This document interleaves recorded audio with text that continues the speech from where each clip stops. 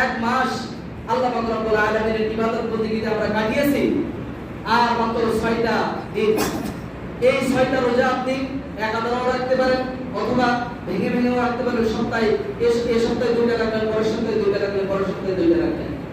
এইভাবে এই শাওয়াল মাস শেষ হওয়ার আগেই এই 6টা রোজা আপনাকে পরিপূর্ণ করতে হবে। এই 6টা রোজার অনেক প্রতিদান আছে।